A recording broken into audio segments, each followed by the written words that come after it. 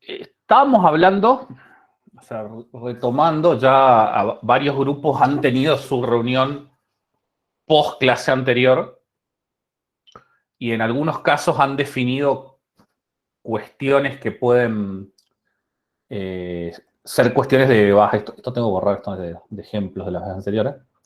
De cuestiones de objeto. Creo que el grupo que está haciendo Space Weather mencionó un contexto en particular, que es un concepto en particular, que son las nubes magnéticas. Y en ese momento, digamos, cuando hablamos de las nubes magnéticas, le voy a mostrar un ejemplo de código que estuvimos charlando, que sirve para entender algunas de las cosas que veníamos hablando, mientras voy poniendo admitir a 800 trillones de personas. Las nubes magnéticas claramente tienen un estado, o sea, uno guarda cosas que definen la nube, posiciones, energía, zaraza, que les importa a la gente que está haciendo ese tema, y tienen claramente la identidad la tienen porque son un montón de cosas que están guardadas juntas, y tienen un comportamiento. A ellos les interesan cosas del estilo rotar la nube, recortarla, calcularle si no le enchufamos un satélite en el medio de una de estas nubes y pasa cosas que a ellos les importa y demás. Y esa es una forma bastante amena de modelar. Si me dan un segundo, ¿dónde cuerno está? Si Adriana o alguno me pueden pasar ese dipaste que todavía debe estar andando, que tiene los dos ejemplos comparando orientación a objeto y funcional, mientras sigo apretando. Tiene que estar todavía en el Telegram. Yo lo tengo cerrado el Telegram acá y no tengo ganas de abrirlo, ¿no? ¿Tenías vos, Adriana? Está lo mismo. Ya te digo. En el Telegram. Acá está. Pégalo acá en el chat. Acá está.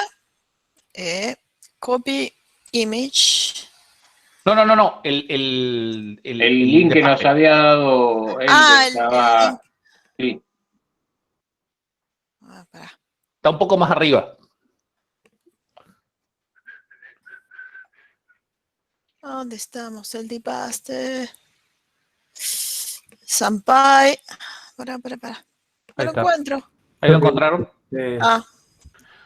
Copy link address. Miren, no se habían notado. Excelente. Va a durar un rato, pero el concepto es, este código obviamente no existe, pero imaginamos una librería tipo Space Weather, y esto es todo lo que ellos necesitan guardar como estado, 9 arrays. Estos 9 arrays están acoplados semánticamente, o sea, en su conjunto defino, o sea, no quiere decir que estos sean exactamente los 9, puede haber otro, puede ser menos, puede que algunos lo hayan hecho mal, pero simplemente es un draft. Están acoplados semánticamente y esencialmente esos 9 arrays son si alguien tiene abierto el micrófono, si lo puede cerrar porque está haciendo ruido. Esos 9 arrays son la nube, esencialmente. Cuando uno le aplica funcionalidades a estos 9 arrays en conjunto, tenés el comportamiento de la nube. Esto es simplemente un draft de cómo se podría leer de archivos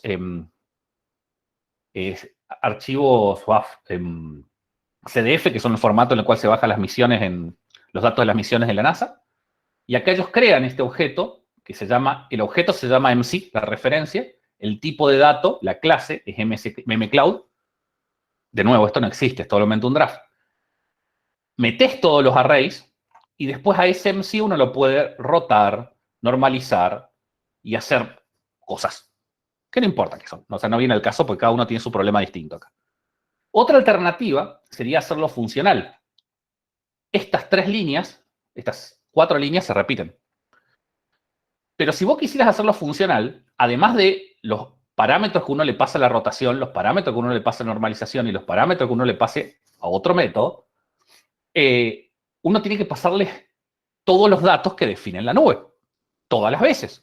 Y cada vez que eso responde, por ejemplo, cuando vos rotás una nube, lo que tenés a nivel computacional, según lo que estamos discutiendo acá nada más, es otra nube rotada. O sea, tiene los mismos datos, pero transformados, o normalizados, o lo que sea. Pero cada vez que vos haces eso, tenés que generar 9 array nuevos, otra vez. Si querés normalizar, el mismo problema de antes. Esto se da porque hay acoplamiento. O sea, los datos están relacionados semánticamente a lo mismo. Y adentro de esto, y acá viene la primera propiedad, encapsulan esos datos en un solo lugar y es más fácil tratarlos. O sea, claramente, estas dos líneas son mucho más fáciles de entender que este chicle. Porque habla en la semántica del problema. En fin. Eso es el tema hasta que lo que llegamos, encapsulamiento. Ahora viene la parte más difícil de las tres propiedades. Por eso corté acá. ¿Qué es herencia? La herencia es un mecanismo en el cual uno agarra un objeto, una clase en particular, y crea otra clase copiando todo lo que tiene la clase original. Eso se habla de subclases y de superclases. O de clase madre o clase padre. Esta es una de las cuestiones ¿cómo se llama? Inclusiva que venimos manejando de hace años. Siempre escuché como clase madre o clase padre indistintamente. Hace 20 años que lo escucho así. O sea, vos podés decir, es la clase padre o la clase madre, da lo mismo. Todo el mundo te va a entender. En inglés también. Podés decir mother class, father class, es lo mismo. Correcto que es superclass. Esa es la palabra correcta. Tener una clase en la cual copias las cosas. La herencia, en Python en particular, es explícita o implícita pero obligatoria. No puedes zafar de la herencia. Siempre copias de una clase original. Estos dos códigos son equivalentes, son exactamente iguales. No en Python 2, Python 2 es otro cantar que no vamos a tocar acá, pero decir que no heredo de nada, como en este caso, o heredar de la clase object, es lo mismo. Es exactamente lo mismo. ¿Por qué? Porque una clase tiene que ser un objeto y la única forma es que haya una clase superior que ya sea un objeto. Viene una cuestión puramente filosófica, por decirlo de una manera. ¿Y object hereda de algo? Sí, de type. ¿Y type hereda de algo? Sí, de type. O creo que object de object y type de type son como dos comienzos de la jerarquía o algo por el estilo. Pero hay un punto en el cual en el código C, si se ponen a fijarse, que va buscando las superclases y llega a un punto en el cual siempre te dice devuelve la misma. O sea, es trivial implementar ese tipo de cosas. Una pregunta, entonces, ¿una herencia es la modificación de un resultado que vos tenés como... No. Por ejemplo, de la nube que hablaste, ¿la nube rotada sería una herencia?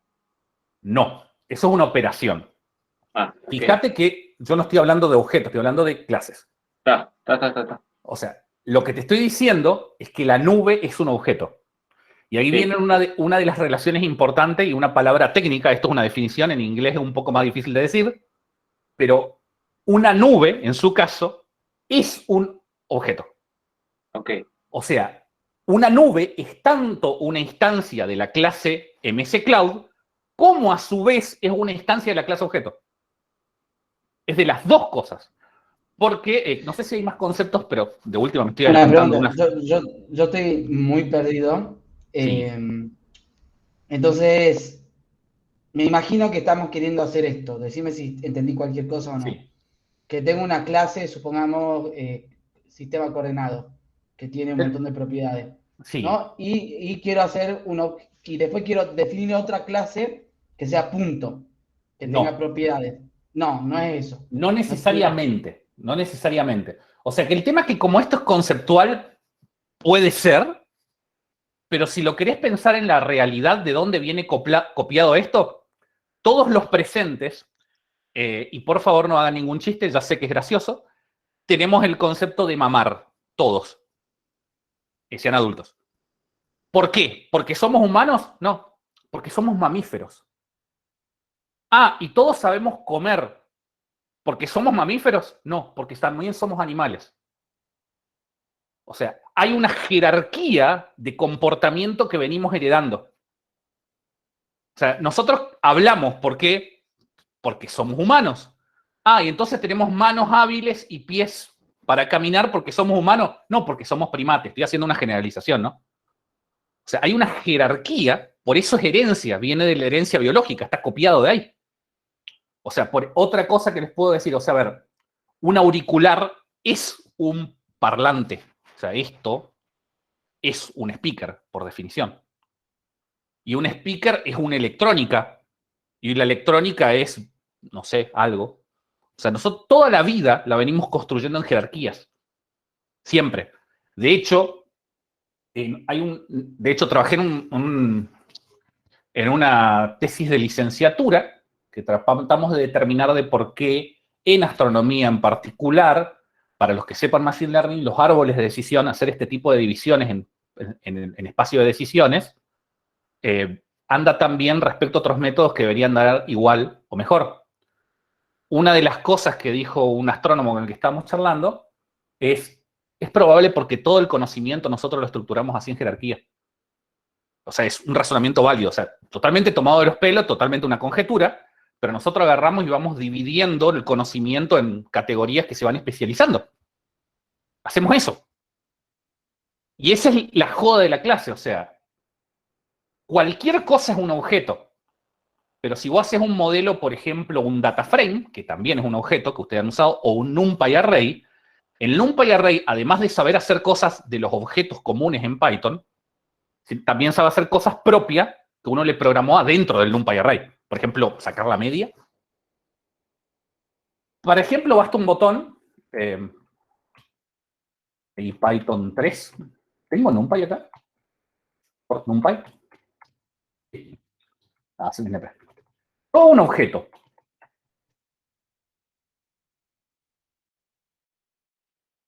La clase, perdón. Creo el objeto. ¿Puedes aumentarle la letra, Juan? Gracias. Creo el objeto. Ahora. Yo aprieto A, Enter, ¿ven que se imprime por pantalla? ¿Dónde está definido ese comportamiento? ¿De dónde lo sacamos para que se pueda imprimir por pantalla? ¿O qué sé yo? Puedo preguntar. De algún método de clase. ¿De objeto? De objeto. De la clase. No, de objeto. Viene heredado de objeto. Si vos te fijas todo lo que tiene Object adentro, Object no tiene nada público, va, MRO. Por acá está el método que se encarga de la representación binaria. Es este. Tiene el objeto, como yo heredé de acá, dije que la herencia es explícita o implícita, por ende A también tiene eso. Cuando yo digo, no se puede usar con la clase, tengo que usarlo con la instancia, porque recibe self, si no, no anda. Es lo mismo que antes. O sea, ¿qué significa heredar de algo? Agarrar una clase y copiarle todo lo que tiene adentro. ¿Para qué sirve? Para el gran uso que tiene la orientación a objeto, que es acá es realmente donde llamo al kit de la cuestión, que es el reuso de código. El programar menos. Porque si vos querés que tu clase se represente en un string distinto, solamente tenés que reimplementar ese método. Y vamos a ponerle algo del estilo, esa va a ser mi representación visual, pero no es print, es, ese moco, es return. Si ahora creo de nuevo una instancia de A, eso. Solo reimplementé ese comportamiento. Lo especialicé. Ahora vamos a empezar a jugar con jerarquías para deconstruir más esta idea o construirla, no sé cómo sería en este caso. Creo que desconstruir cuando Esos son conocidos como los métodos mágicos. Tranqui, déjalo ahí. La respuesta corta es sí. Los que empiezan con doble guión bajo y termina así. Pero ya vamos después. No, perdón. En notebooks los métodos mágicos son los que empiezan con porcentaje. Depende de dónde estés, se llaman distintos. Pero bueno. Lo que quería representar en estas 4 líneas es que estas 2 definiciones de clase son lo mismo. Porque aunque no pongas esto, si no pones nada, es lo mismo que ponerlo. O sea, el heredar de object es inevitable. No se puede evitar. Por eso es que en Python todo es objeto. Si vos te preguntás, ¿y int hereda de objeto? Si ustedes se ponen a analizar bien el código, como está hecho en C, no del todo, pero la lógica sí. O sea, si usted viene, se pone a ver muy técnicamente las cosas, pero en la cabeza de uno tiene que quedar que int hereda de object también. Y dict hereda de object, y lista hereda de object, y boolean, none, el tipo función, el tipo clase, el tipo módulo, el tipo paquete, todo hereda de object.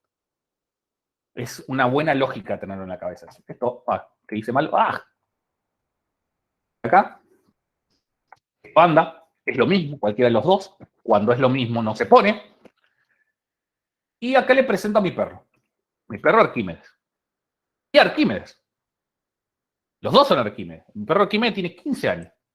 Supongo que está tirado al lado de Nadia en este momento. Juan, Sí. cuando hablas de clases y superclases, estoy pensando, ¿no? Es como vos podés tener una clase mamífero, una superclase, perdón, mamífero, y una clase Seguimos con perro eso. y otra humano. Es exactamente lo Con que hay acá. Perdón. Ok, ya. Pero claro, o sea, la intuición es esa. Porque es esa la idea de, digamos, o sea, la joda es que al final del día esto se ejecuta en código assembler a nivel de una máquina y todo no importa, pero es cómo vos haces analogía de cómo opera el mundo real y haces un código que compute ese mundo real, que es lo que uno quiere. Y la herencia fue una de las ideas que se le ocurrió a alguien, y es la mejor idea del mundo, genera un montón de problemas la herencia, pero soluciona un montón de otros. Muchísimo. Es como una visión sinóptica algebraica. Digamos, define esta estructura algebraica y eventualmente todo dentro de esta estructura. Vos sabés que... Después, ¿qué son las especificidades de los bichos que están ahí? ¿Qué me importa? Vos sabés que, Benja, creo que te estás acercando, porque no soy científico de la computación, pero hay un tipo de dato que Python no implementa, que son los tipos de datos algebraicos. Pero eso es de programación funcional, preguntarle a alguien de ciencia de la computación, te vas a saber decir bien.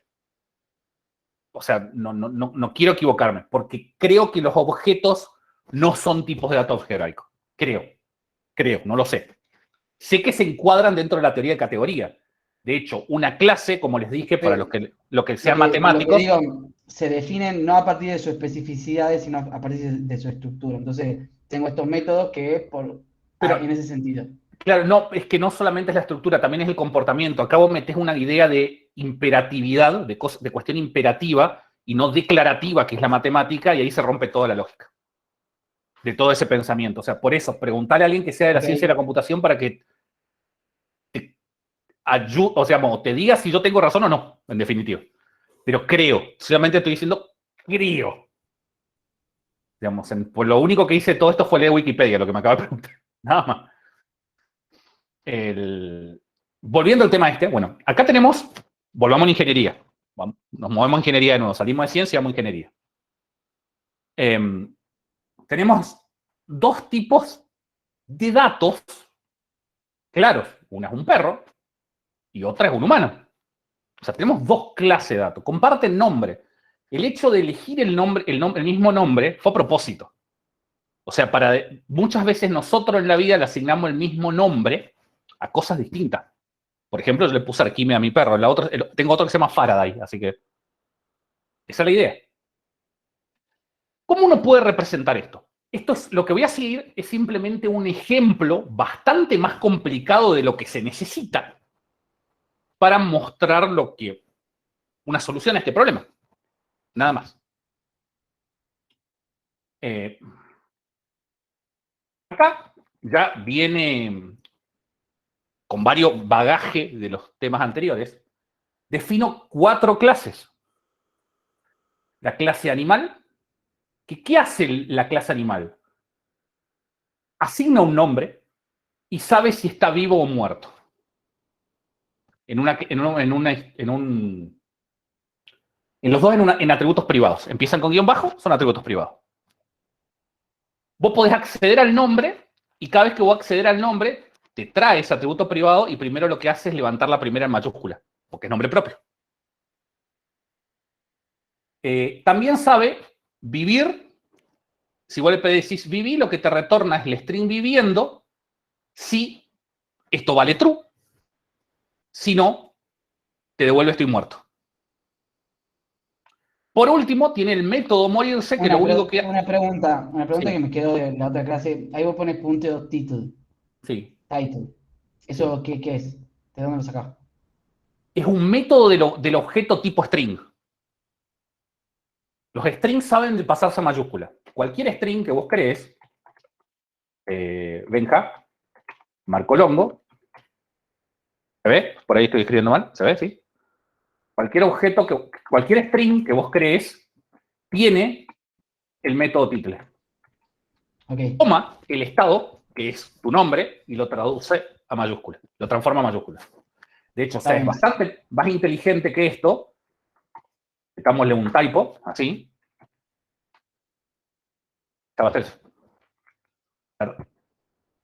Ahora ya, digamos, ahora se puede hablar con un poco más de propiedad de qué tiene métodos y qué no. El tema es que en Python todo es un objeto, así que todo tiene métodos. Todo tiene metido cosas para operar con sus propios datos.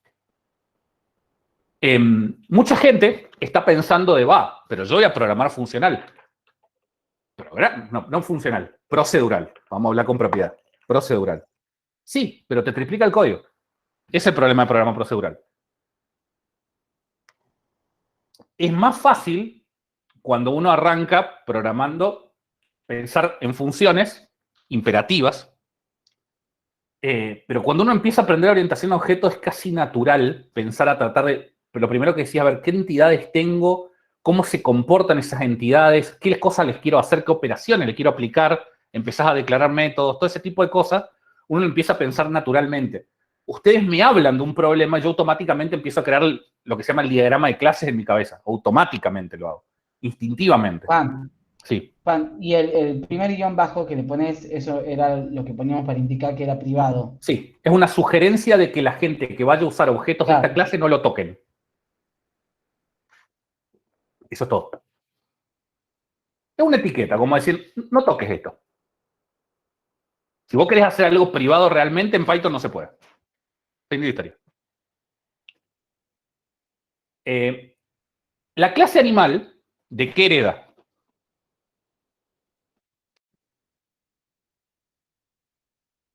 ¿Alguien? ¿De qué hereda la clase animal?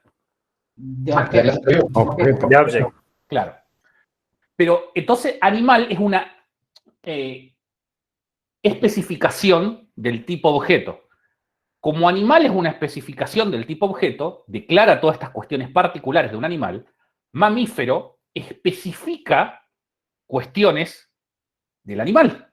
O sea, un mamífero, ¿por qué lo dividimos en la vida, en el árbol de la vida? Porque tiene cosas particulares, claramente particulares. Y el mamífero tiene una función, un método, perdón, lactar, y un método nacer. Mientras que, por favor, todo lo que sea políticamente correcto en los tiempos modernos, esto está creado desde antes y no se me ocurren ejemplos mejores, así que lo lamento. Cuando decís lactar, lo único que te retorna es un texto, que es lactando, y cuando te dice nacer de una hembra. Sí, te voy a meter el método, el tipo ovíparo, esa es la joda de esto, complicarlo. Y después creo dos tipos de objetos que son a su vez una especificación del tipo mamífero. Perro, que es un mamífero, y humano, que es un mamífero. El perro sabe ladrar y el humano sabe saludar. Yo compilo todo esto y anda. Una pregunta, ¿y por qué no nacer no entra en la parte de animal? Porque los animales nacen todos distintos. Ah, O sea, tenés gente que hace, ¿cómo se llama? No, gente no. Tenés nacimiento ovíparo, tenés, ¿cómo se llama esta otra cosa? El que se parta al medio y se separa, el no me acuerdo. huevo. Sí, el que se clona, qué sé yo. Ah, sí, ya sé. A ver, algún biólogo, ayude, no me acuerdo. ¿Asexuado? No. No. Mitosis. Una Eso, ameba. mitosis. Una mitosis. Claro, no sé si sería un animal, pero así es la vida. Esto es lo que tenemos. Este es el modelo de mi Puedes problema. tener alguno placentario, puedes tener un marsupial, un ovíparo. Y después tenés los complicados, los que tipo... Ya veremos, ya llegamos. Vamos a ver cómo va esto. Depende de lo que vos quieras modelar. Para un ejemplo, eso era suficiente. O sea, nada más. Entonces yo puedo crear dos instancias, una de perro y una de humano. Y le pongo el mismo nombre. De hecho, podría poner el mismo nombre en la referencia, pero no las quiero perder a las dos. Entonces, a una le llamo ArchiP y otra ArchiH. Porque quiero separar el perro del humano simplemente por una cuestión didáctica. Y a cada uno le puedo pedir de qué tipo es. Y me dice, uno es de tipo perro y el otro es tipo humano. Puedo decir, perro, ladra, perro, saluda. ¿Qué va a pasar? El No sabe ladra y saludar. saluda. Perro no tiene saludar. ¿Por qué? Si yo me voy para atrás, saludar es un método propio del humano, no del perro.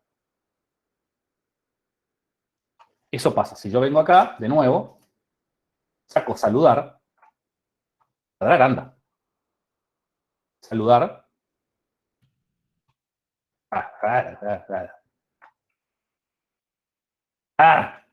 Saludar no. ¿Por qué? Porque es algo específico del tipo perro, lo saben hacer los perros, o es algo específico del tipo humano. ¿Cuál es el tema? Que los nombres, pedirle el estado, es un comportamiento. Recuerdan que yo le había creado una propiedad que automáticamente las pasa todo en mayúscula. Vamos a hacer eso, vamos a pasarlo todo a minúscula acá.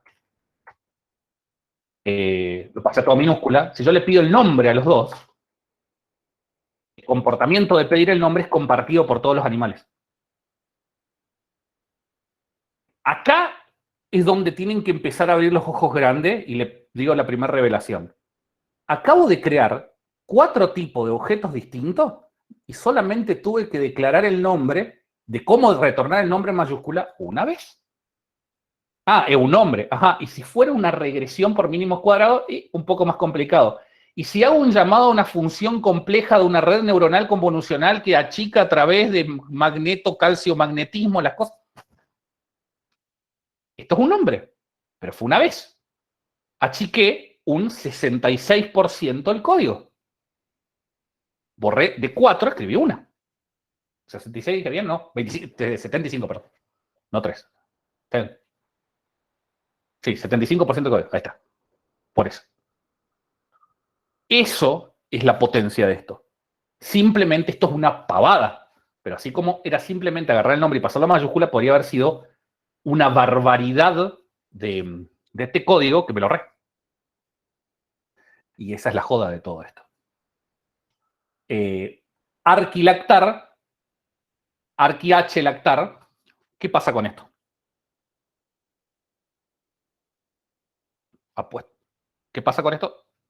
Vamos, equivóquense de última. Total, no están Sí evaluando. sabe porque hereda ese método. Los dos.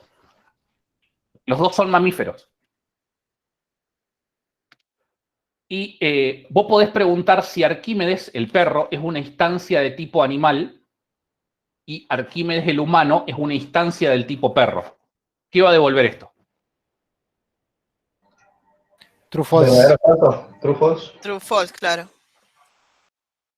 La joda es que, claro, de nuevo, a ver, yo tenía, es una pavada esa, ¿cómo se llama ese método? Pero cuando los métodos empiezan a parecerse a, fíjense como acá yo tengo 5 líneas. No, Sí. te juro que estoy con los lentes y no puedo leer nada. Hay que avisar, porque Ahí va. yo estoy en una computadora de 22 pulgadas acá. Ah, Así que veo claro. bastante. Vamos a ver. Este código, con toda su documentación, ya un poco más largo. O sea, las cosas, digamos, empezás a ahorrar código de golpe. Empezás a ahorrar, y ahorrar, y ahorrar, y cada vez menos. O sea, mientras más lo usás, más ahorrás. Cuando alguien te habla de reuso de código, en general se refiere a herencia. Porque, o sea, el reuso del código, también tenés otra cosa que es la composición, que lo vamos a ver un poco más adelante, y es mejor que la herencia para la mayoría de las cosas científicas, pero de esto no se puede zafar. Por eso estoy mostrando, porque en Python no puedes zafar esto.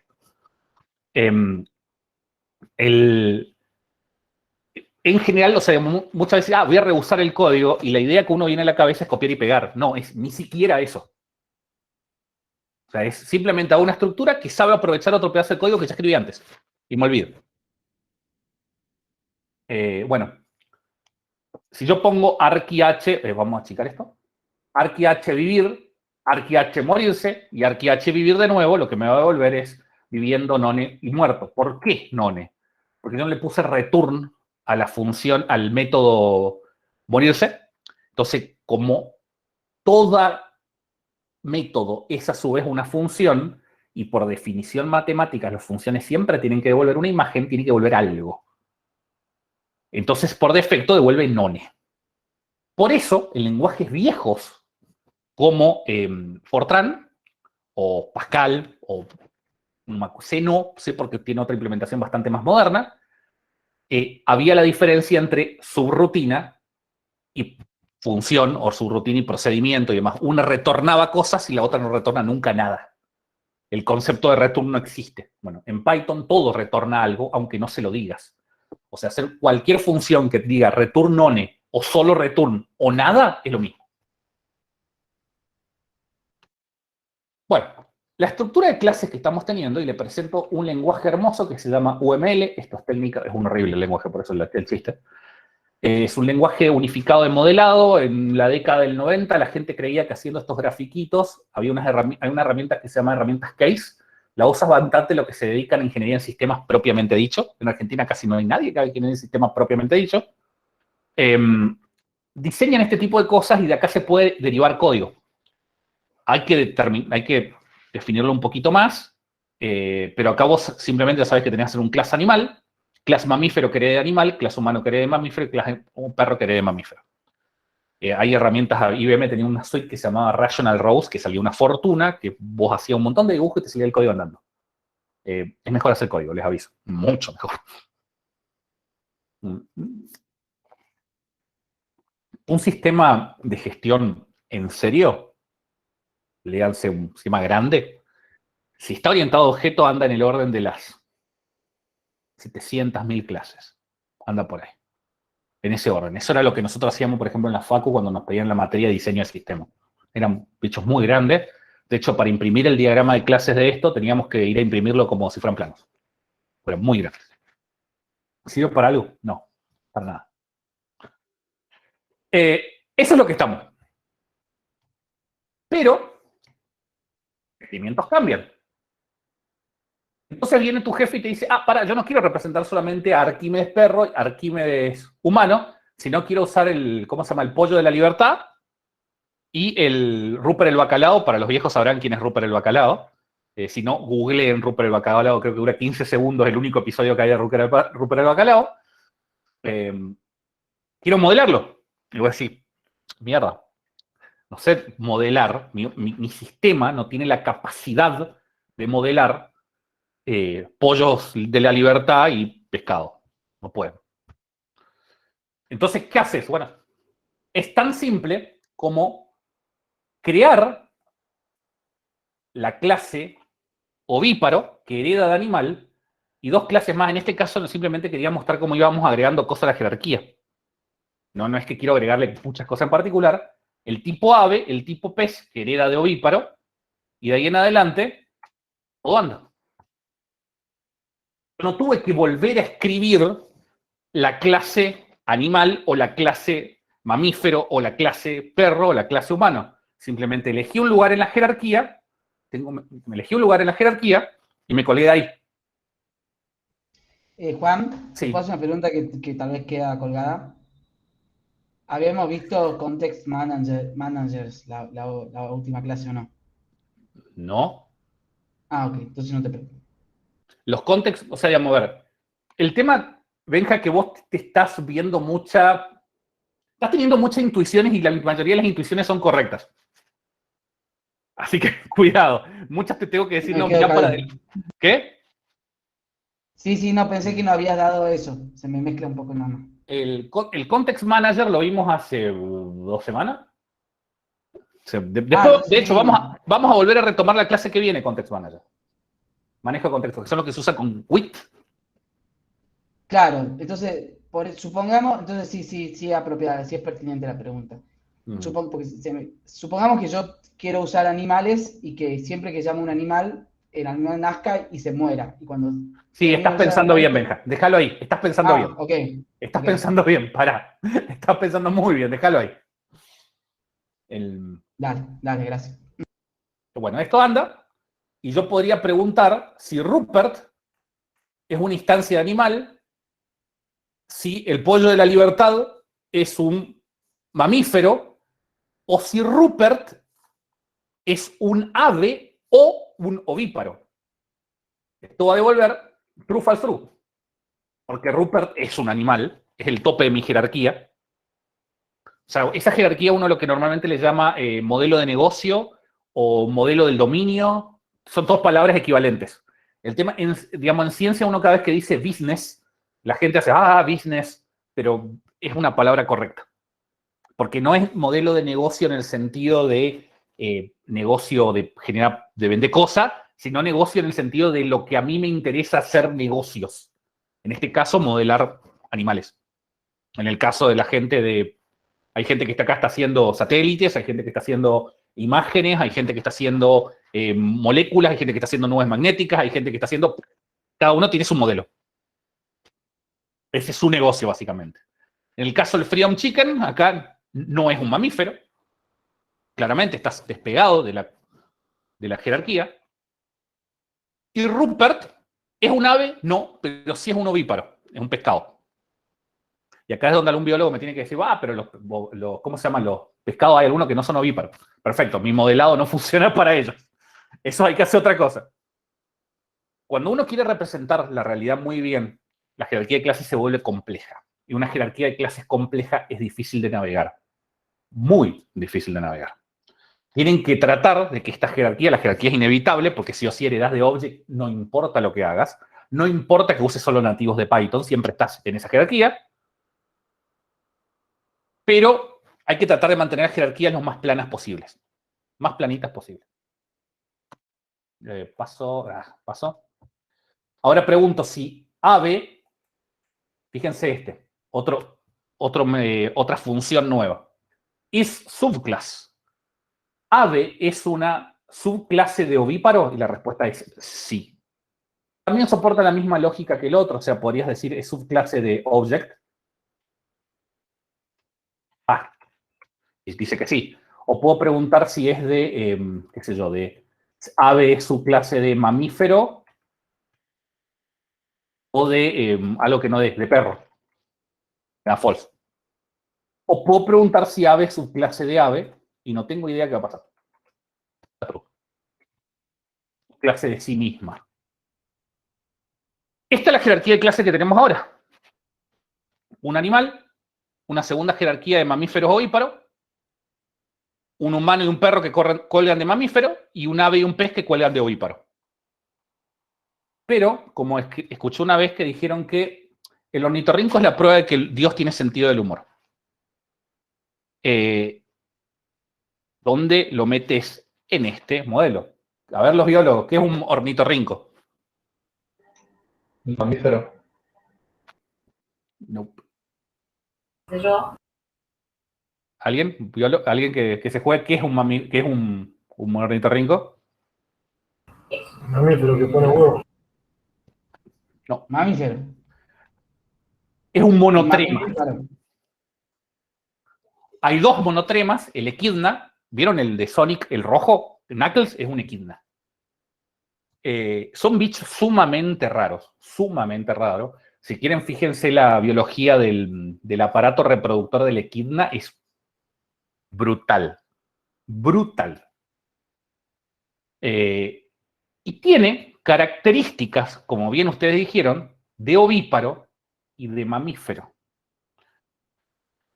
Esto está bien en el gran amplio árbol de la vida en el cual todos queremos clasificar, y esto es un problema de querer jerarquizar todo. Hay veces que las cosas no dan con esa jerarquía que uno viene diseñando. Y en computación, como inventaron la herencia, también pasa. O sea, como copiaron la herencia, también pasa. Y vos podés heredar de ambas cosas. Esto es herencia múltiple. Eso es la gran mala palabra de la herencia. La herencia múltiple está mal, te va a decir mucha gente, porque hace que sea muy difícil encontrar cómo es el sistema de llamados cuando vos le pedís que haga algo. Imagínate que nacer tanto lo tiene mamífero como lo tiene ovíparo.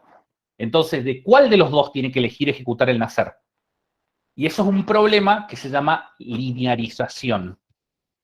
O sea, vos tenés una jerarquía en la cual hay dos cosas que están al mismo nivel. Bueno, ¿cuál está prioritaria? Es cuando los que hayan hecho navegaciones en árboles y demás se llaman linearizaciones. En particular, para la herencia múltiple, Python implementa un algoritmo que se llama C3. Pueden buscarlo en la C, son 3 letras C que no me acuerdo qué significan. Yo lo he implementado, anda recontra remil bien y básicamente creo, no me acuerdo, creo que ejecuta primero todo lo de mamífero y si no encuentra mamífero empieza a buscar por el ovíparo. No recuerdo Pero bien. Sí. ahí todo tiene herencia múltiple, ¿no? Porque, por ejemplo, si le pones solo mamífero, hereda de mamífero y de objeto también, ¿o no? No, pero ahí vos tenés una jerarquía. Acá mamífero no es superclase de ovíparo, ni ovíparo de superclase mamífero. Objeto es superclase de las dos. O sea, la superclase es simplemente, o sea, no habla de jerarquía, o sea, vos podés ir heredando de a una. Pero la herencia múltiple te dice, de golpe puedes mezclar 2, o 3, o 100. Está bien. Esa es la diferencia conceptual. Y el problema está en cómo navegas este árbol. ¿Cuál está primero? Imagínate, partís en ornitorrinco, que esa es la pregunta que te hacen cuando vos navegas un árbol. ¿Cuál sigue? Monotrema.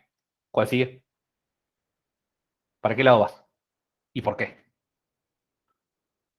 O sea, uno dice va para la izquierda porque nosotros vamos de izquierda a derecha porque somos de escritura occidental, o vamos directamente a la derecha porque vamos de izquierda a derecha porque somos escritura occidental, es igual de válido. Ese problema son los algoritmos de linearización. En particular, si quieren googlear, Python usa uno que se llama C3. Un montón de lenguajes, como Java, como C#, como un montón, no soportan herencia múltiple. No podés heredar de dos clases. Implementan un montón de otros mecanismos como las interfaces, que esencialmente son parches por no tener herencia múltiple, porque la realidad es esta, nos guste o no. Así funciona el mundo. Esto funciona. Fíjense que están haciendo el ornitorrinco de una hembra. Es incorrecto.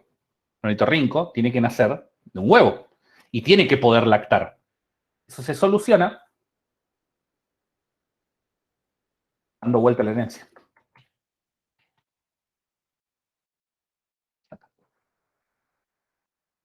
Solamente eso, el ornitorrinco también pica. Para los que no sepan, pica el ornitorrinco. Tiene un espolón el macho atrás que ni siquiera la morfina ni la heroína te frenan el dolor si te clava la porquería. Pregunta. ¿Sí? Si quisiéramos que heredar algunas propiedades de los ovíparos y otras de los mamíferos, ¿tendríamos un problema? Sí. O sea, a ver, todo lo que es herencia múltiple, ¿hay un problema? Sí. La respuesta siempre sí. Por eso, lo que te sugieren es cambiar un poquito el concepto de qué hace una clase. Implementan bueno, estos son los problemas que simplemente lo di vuelta ahora, esto va a andar, creé otro monotrema y demás. Esto, que ustedes, creo que ahora se puede hacer así. ¿Algo así? Eso es el algoritmo de linearización. O sea, propiamente dicho, el algoritmo de linearización y te muestra cómo se resuelven los métodos una vez que vos lo llamás. Te dice, primero arranco por ornitorrinco, sigo por monotrema, sigo por ovíparo, y sigo por mamífero, y sigo por animal. Y por último por el objeto. MRO significa Method Resolution Order. Orden de resolución de los métodos. Esto es Method Resolution Order. Eso es el C3. Si ustedes quieren ver el código fuente del MRO, no se puede porque está en C. No tiene nada acá para ver el código fuente. Hay que ir al código en C y ahí está, anda re bien, es un algoritmo brutal y cuando lo leí dije, qué buena idea. Y son esos algoritmos también recontra remil pavote que uno dice, ¿por qué no se me ocurre a mí? Y porque claramente hay gente más inteligente que uno. Ese es el motivo. Continúo. acá están un montón de cosas que les mencioné. En definitiva, ¿la herencia múltiple es mala? Sí. Si usás orientación a objeto y querés tener el sistema de herencia, no es obligatorio tener un sistema de herencia, pero es casi... Ahorra costo. O sea, imagínense que ustedes son gerentes de una gran empresa y querés ahorrar tiempo de desarrollo. Esencialmente a vos te pagan por cómo administras mejor recursos. Eso es el trabajo de un gerente. Vos como programador, mientras más laburás en un problema, básicamente, o sea, vos tenés que tratar de programar lo más rápido posible para estar el mayor tiempo al pedo. Estoy diciendo más o menos la idea, pero no el objetivo final. Pero entonces, vos querés achicar ese tiempo de desarrollo porque te pagan para eso. En el caso de la ciencia, usted quiere hacer un paper, no quiere hacer esto. Entonces, ¿cómo achicás si la herencia múltiple, la herencia en general es una muy buena idea para eso? Todos estos lenguajes no permiten herencia múltiple, pero tienen otros mecanismos para simularlo. O sea, la solución final es la herencia múltiple. Para evitar estos problemas existe un patrón. O sea, un patrón es una forma de diseñar código que no está limitada más allá que por una cuestión conceptual. O sea, esto es así, que es implementar mixins. Los mixins son bastante rebuscados de entender. Hay veces que yo me pierdo bien qué es un mixin, pero le puedo dar una regla general.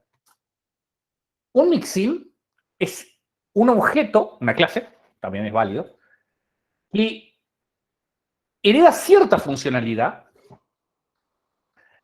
pero no puede ser usado solo. Tenés que heredarlo con otra cosa. O completar ese mixin porque le faltan cosas. En definitiva, es como un mixin es algo así como una clase que solo tiene comportamiento pero no guarda estado. No tiene ni idea del estado. Si dos clases, si vos agarrás y heredás de dos cosas que no tienen estado, no hay conflicto. En ningún caso. No voy a empezar a debatir demasiado por qué, pero pasa. Créanme que pasa.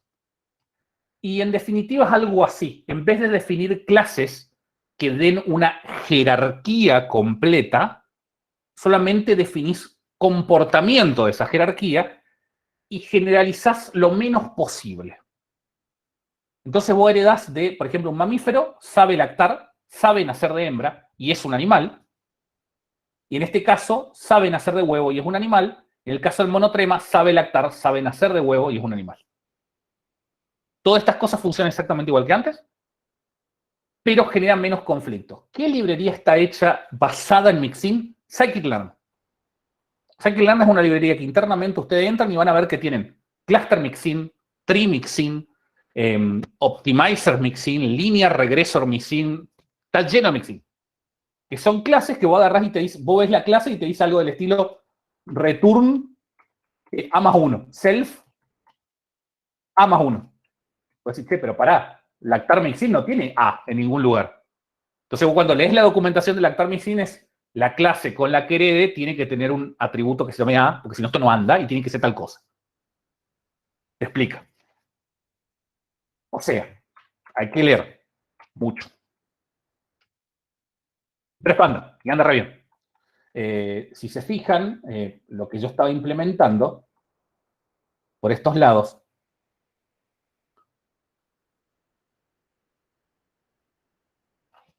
son mixin. Acá dice mixin. Y hereda de otro mixin. O sea, especializó mixin con otro. O sea, podés hacer esta cuestión de herencia mezclada con mixin y esto se usa solo no, porque necesita cosas que no tiene. Poniendo acá. Ejecuto esto, paso que sigue.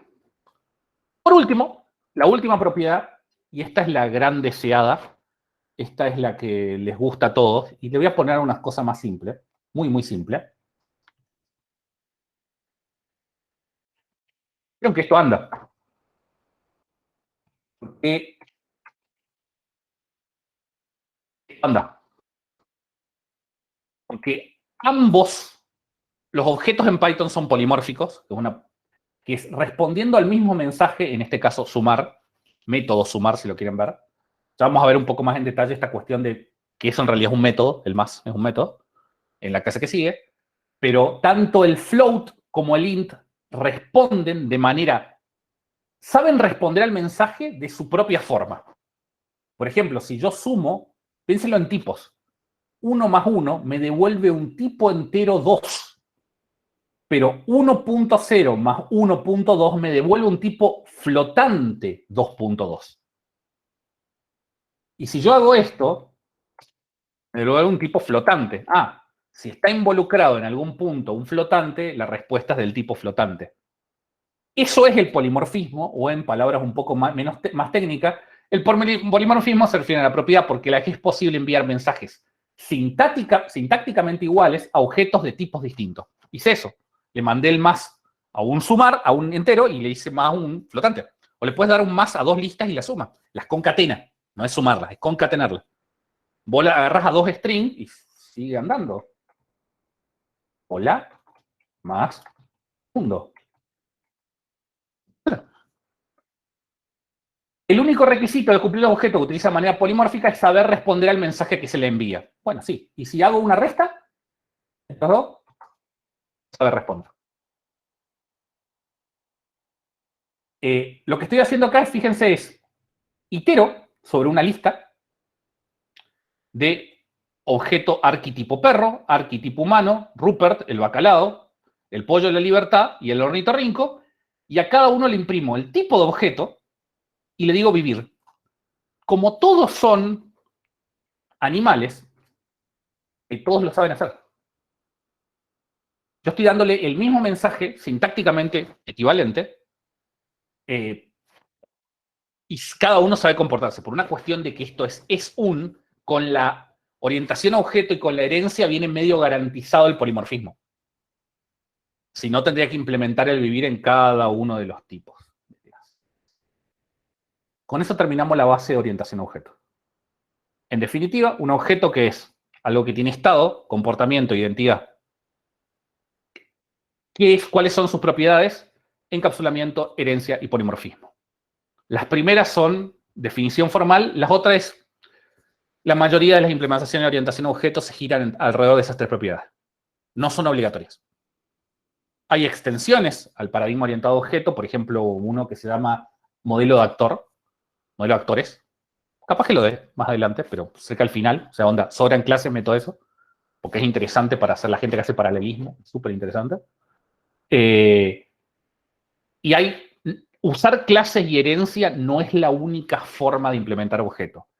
Un lenguaje muy popular que es JavaScript, si bien en las últimas versiones usan la palabra reservada a class, para simular que hay una clase, en realidad no son clases.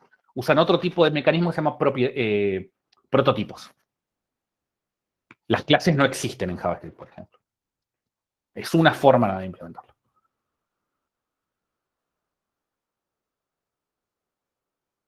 Hasta ahí llegué. Benja. Sí, ¿puedes repetir las propiedades? Un objeto tenía estado, identidad y ¿qué más? Comportamiento. Y las propiedades eran herencia. Encapsulamiento, herencia y polimorfismo. Eso es, digamos, onda, uno lo repite tanto que uno le sale de memoria. O sea, me dicen, propiedades, es como la misma pregunta de siempre, que ¿cómo se retrasa un proyecto? Vamos. Agregándole un día a la vez. Eso, un día a la vez. Entonces, cuando decía, dejo una reunión para después, bueno, son reglas. Sí, o sea, es cierto lo que estaba por decir el Benja, que un proyecto atrasado, si le agregas más gente, se atrasa más. Eso sí, también es una ley. O sea, no es una ley, pero es lo que pasa, digamos, porque hay que gastar de tiempo capacitando gente. Eso lleva tiempo. Ah, hagamos un meet y te explico el paper que no es tan difícil. Ajá, dale, contate otra. Bueno, eso es lo que hay. Python es esto. Ahora todos dicen, no, ¿por qué voy a usar Python si es tan difícil? Porque en realidad esto es simple. Una vez que te entra en la cabeza toda la idea, vas así. Yo tengo un problema con este lenguaje real, porque, o sea, ya sé todo lo malo que tiene, en definitiva. No encuentro un reemplazo adecuado. No para lo que a mí me gusta hacer. O sea, no encuentro ningún reemplazo adecuado. Y es un problema, pero bueno, ese es mi problema, no el suyo. Pero, ¿qué es lo que cambiarías, por ejemplo? En Python 3.10 en adelante se está implementando un sistema de tipo opcional un poco más robusto. O sea, que las referencias puedan tener tipo, que uno no ponga directamente nombre igual objeto o nombre igual instancia, va para adentro, sino que uno pueda limitar un poco eso, porque una de las cosas que más tiempo lleva en una librería de cómputo científico es la validación de tipos. Y eso es algo que, digamos, cuando la validación de tipo debería ser lazy, o sea, explotar al momento que se necesita, pero en el caso del cómputo científico nosotros tenemos cosas del estilo el cómputo complicado. El descenso por el gradiente es un cómputo complicado. Entonces lo que hay que hacer es validar antes de que arranque, de que todo está bien, antes de arrancar el cómputo difícil, porque si vos vas a tirar un código que va a fallar con el elemento yésimo de tu vector, y ese elemento yésimo es el 327.000, porque le metiste que a ver si a alguno le pasó, a mí sí, dejo corriendo en la supercomputadora del momento, me voy a casa, vuelvo, está clavado. Y me fijo en un punto de un array hay un infinito, dando vuelta por él. Eso es mala validación de tipo. Pues no hay ninguna forma, existe un tipo de paradigma, pueden buscar librerías que se llaman programación por contrato, que podemos explorarlo un poquito más adelante, porque no es muy difícil el concepto, pero es validar los datos, o sea, hacer un contrato de que toda función tenga una precondición y una postcondición válida. Y eso normalmente uno lo hace a mano. Y por ahí uno no quiere hacerlo a mano porque te ensucia muchísimo el código. Mucho. Eso. O sea, qué sé yo, pones range. A ver esto. Sum anda así. Sum, si yo le paso 1, 2, 3. Anda. Y si le paso hola, no sé si se validó antes y dice no lo puedo hacer, o fue haciendo el 1 más 2, el 3 más 3, y cuando trató de hacer el hola más 6, ahí explotó. No sé realmente. No creo que se dé cuenta, pero a ver. Probemos. 4. Vamos a dar cuenta por el tiempo. Ponele una lista más grande, si no, para que se demore un poco más. Pero no sé qué tan más grande. A ver. Range. No creo que pase porque esto está programado probablemente en C. Pero pongamos range 10, 1, 2, 3, 10.000. Listo. Pongo sum de esto. Time. Tarda 310 milisegundos. Si le pongo, vamos a sumarle una listita más. No, acá es la lista. 12 milisegundos, a ver. Sí, para. Vamos a ponerle hola ahí. Esto debería tardar un tiempo, va a explotar. No, ni siquiera termina el time. Claro. Se valida antes. Listo, está bien hecho. Se valida antes. O sea, antes de ejecutar el código, primero validan que todo sea usable. Y esto es un problema de tipos. O sea, este sum, si vos metés un objeto tipo string en el medio de un montón de objetos tipo int, antes se valida y eso está programado a mano en un momento y no hay ningún motivo para que la computadora no lo haga solo. Y si yo quisiera hacer una función, no tener que fijarme antes o cosas por el estilo. Y les va a pasar. No queda otra. Claro, ahí si le pasas un generador no te debería andar, entonces. No va a poder validar. Tienes razón. Vamos con el generador.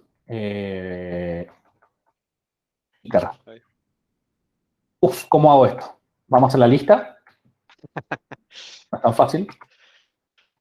Más. Hola. Vamos a ver cómo anda.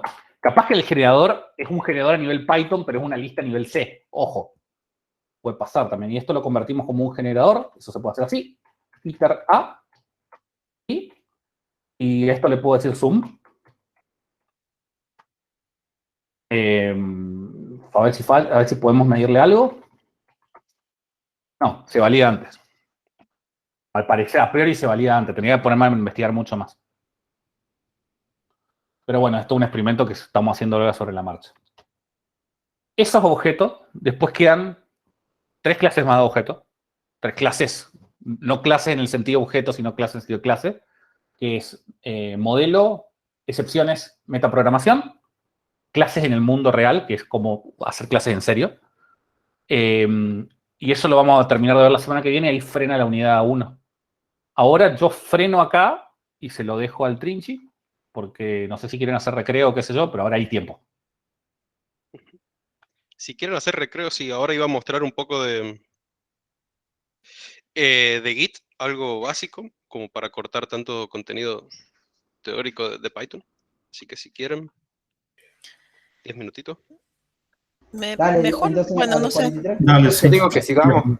Sigamos, así terminamos en horario, porque, digamos, ¿Listo? La unidad 1 es larga, les dije de entrada. La unidad 1 es larga. La unidad 2, 3, 4 y 5 no ha pasado que terminamos una hora antes en algunas clases.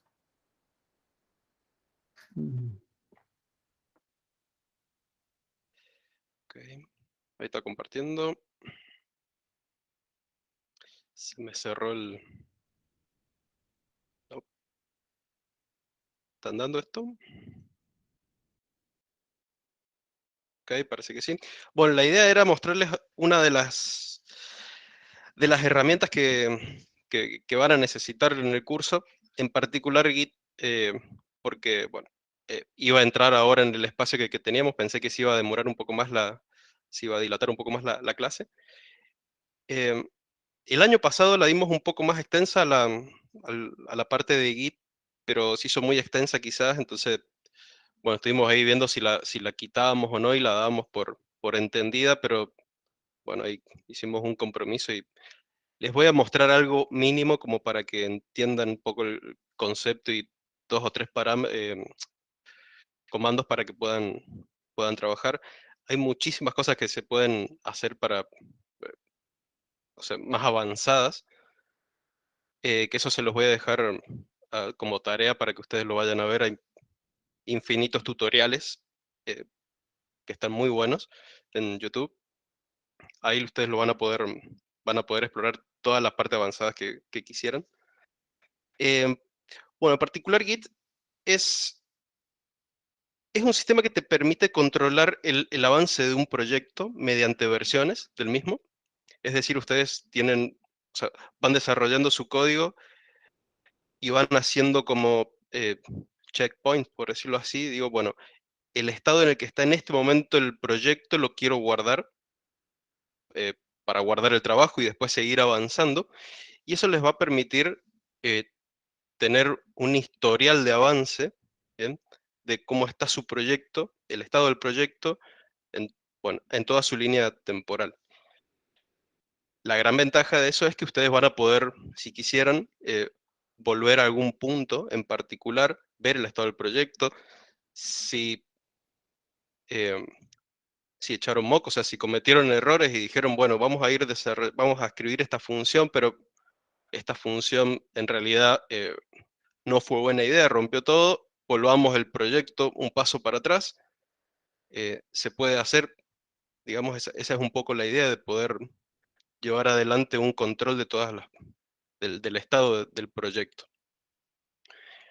Tiene algunas características interesantes, como por ejemplo poder trabajar en ramas, ¿bien?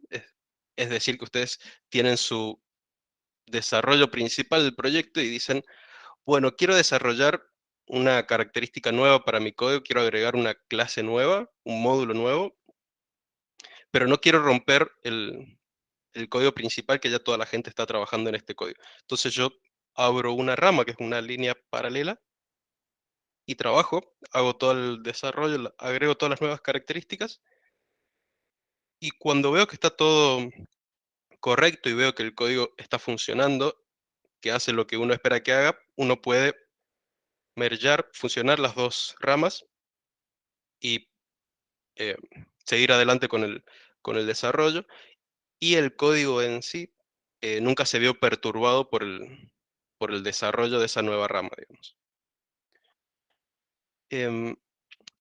Bueno, un dato interesante que fue desarrollado por Linus Torvald para mantener el kernel de Linux. Al parecer lo hizo bastante rápido y fue bastante poderoso. Habían otras alternativas a Git en ese momento, ¿verdad, Juan? Creo que me acuerdo vos. En su momento, digamos, hace 20 años, el control de versiones importante era CVS, que era Concurrent Version System, que lo usé en mi primer trabajo. Las empresas tenían varios privativos antes de que sea el boom del open source. StarTeam lo usé cuando trabajé en Hewlett Packard, no me acuerdo, otro más. Después de eso empieza el boom de los sistemas distribuidos, que es Git, que eran Git, Mercurial y Bazaar. Bazaar lo hace la Fundación GNU, la misma que hace GNU, la licencia. Mercurial está implementado en Python, es hermoso, y Git está implementado en C y lo hace Linus Torvalds y es un espanto. Pero a la gente le gusta, y es el estándar. Así que bueno, es lo que hay. ¿Cuál es la de Python, perdón? Mercurial. Pero Python usa Git. O sea, el tema es que vos... O sea, cuento una anécdota interesante. Para la gente que va a FAMAF, sobre todo, la forma de trabajar en facultades masivas suele ser un poco más rústica por la cantidad de alumnos. Para los que hayan ido a facultades masivas, saben que es así.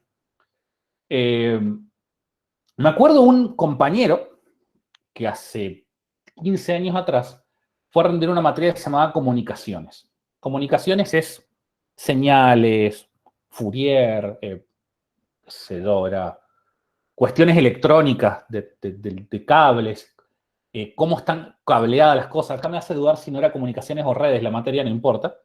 Y en un momento el profesor en el final, la primera pregunta que lo hace es, ¿cuál es el estándar de cableado horizontal? O sea, si vos agarrás y querés en un piso de tu oficina, ¿cuál es el estándar? Y el tipo le dice, tal, el 802, no sé cuánto. Son todos 802, no hay que ser tan difícil de saber. Y dice, ¿cuál es el largo máximo por cable? Y el chango le dice, depende. El profesor le dice esta respuesta. No depende nada, es un estándar, tiene un 2, vaya C. Automáticamente lo reprobó. Y eso pasa con los estándares. Cuando son un estándar,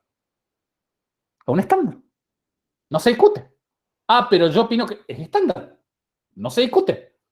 ¿Por qué? Porque cuando vos no seguís un estándar y te van a auditar tu proyecto, el auditor muchas veces, por ejemplo, pasa todo este tema del voto electrónico y demás. Hay un concepto errado que mucha gente cree que los auditores vienen y se ponen a fijar si hay un agujero de seguridad en el computador. Eso es mentira, no lo hacen. Lo que hacen es dicen, ¿qué estándar seguiste? Tal, a ver, dame el manual.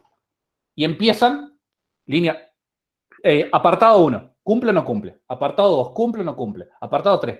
Si no cumple uno, dicen no conformidad, ahí quedó el estándar y te vas a tu casa.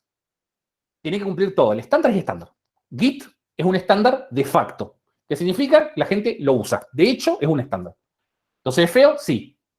Entonces, ¿qué usamos? Git. Okay. Corta la bocha.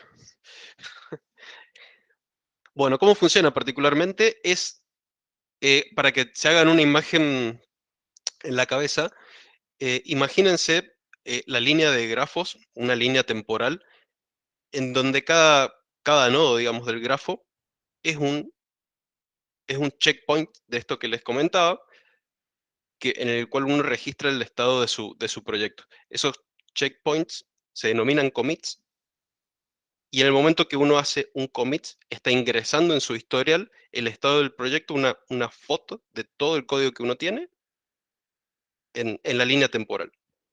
Y eso queda registrado, ¿sí? En su línea temporal. Entonces uno le empieza a agregar su funcionalidad de a poquito. Por ejemplo, uno agrega una función, arregla un bug que tenía, otro commit. Bueno, y así uno sigue agregando todo su desarrollo. En particular, Git tiene esta forma de trabajar, este esquema, este workflow que les estoy mostrando acá, en el cual uno tiene su espacio de trabajo, ¿bien? En donde uno va desarrollando todo su código.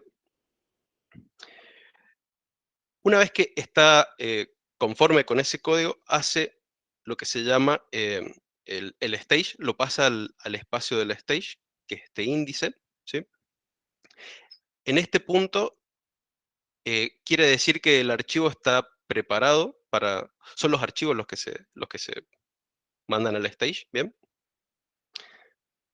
En este punto, el archivo está preparado para ser comiteado, pero todavía no está registrado, ¿bien? Todavía no está en la etapa del commit. ¿Por qué está esta etapa previa? Porque uno puede ir también modificando distintos archivos. Agrega una función a este módulo, agrega el stage, va y modifica los tests, por ejemplo, que están en otro archivo aparte, va y los agrega al stage. Y al final, cuando está conforme con todo el cambio que metió, hace un commit y le agrega un mensaje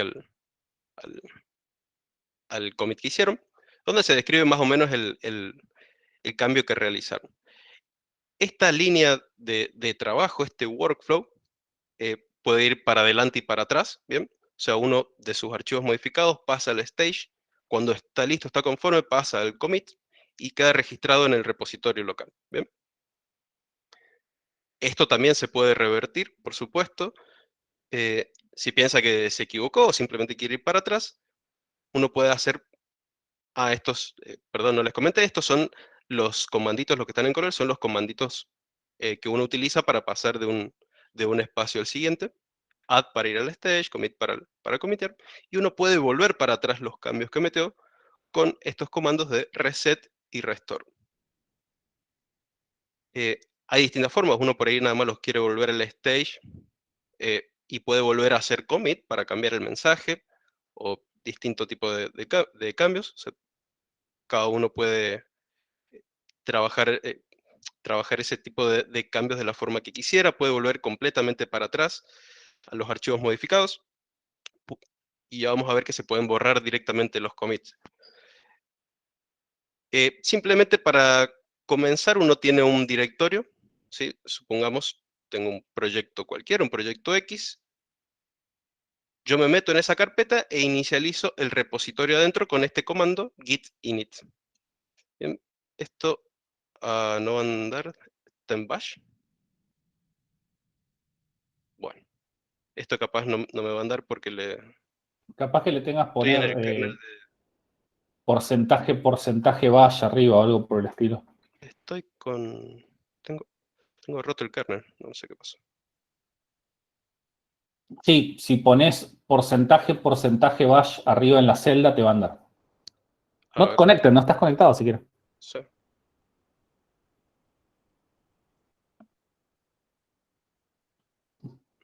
Bueno, a ver, reinicio el notebook.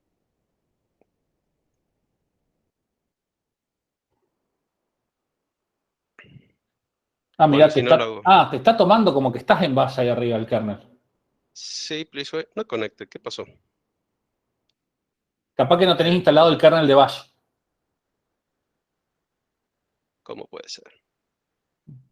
Bueno, vamos a la terminal.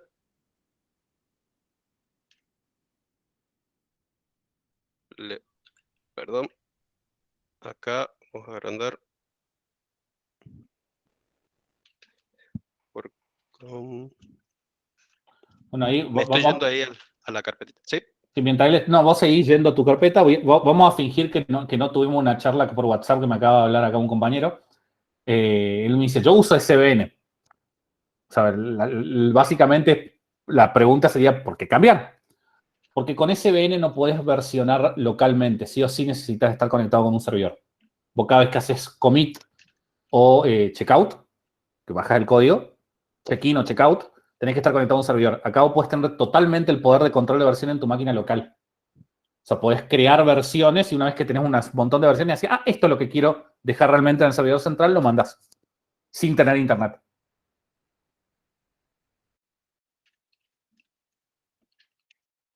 Bien. Dale, Entonces, una vez que uno... está. No, te quería hacer una consulta con... capaz que lo vas a decir ahora, Trinchi, pero como decía Juan, en el SVN uno depende de un servidor central. Acá en Git no existe ese concepto, ¿no es cierto? El servidor central, porque uno podría tener el repositorio en varios lugares a la vez, incluso algo así, te entiendo. O sea, uno tiene el repositorio local, es una copia local y completamente independiente, hasta donde entiendo, de todos los otros repositorios. O puedes tener copias que después vas a tener que sincronizar cuando quieras trabajar. Como por ejemplo los repositorios remotos como GitHub. Claro, o sea, digo, todos los commits y se hacen en el mismo lugar. No se pueden hacer en lugares independientes a su vez. Los commits son locales. Que sí se podía. Los commits son locales. Ah, bien, bien, bien. Son totalmente locales. Son contra tu copia de trabajo. Eso, listo. ¿Viste? Vos cuando haces push o pull... El push, eso. Claro, o sea, en realidad push y pull, los comandos internamente no existen. Solamente existen merge para enviar o para recibir. Y son alias los push y el pull.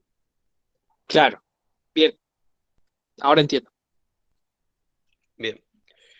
Bueno, entonces una vez que uno inicializa su repositorio adentro, uno puede, bueno, a partir de distintos comandos de Git, puede ir chequeando el estado de su proyecto, y acá le dice, por ejemplo, estoy en la rama master, que es la principal, y no tengo ningún commit aún, ¿bien? Entonces uno ya preparó acá su espacio de trabajo para empezar a desarrollar su proyecto. Yo tengo acá, por ejemplo, un archivito cualquiera, lo voy a traer acá como si hubiera escrito algo de código, es simplemente...